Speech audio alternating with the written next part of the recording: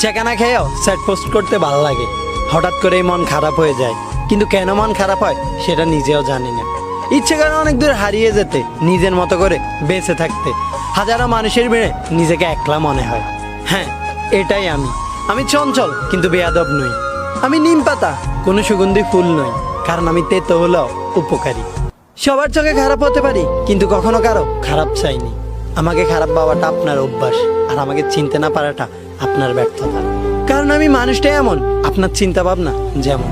আমি ততক্ষণই ভদ্র যতক্ষণ আপনি ভদ্রতা পাওয়ার যোগ্য।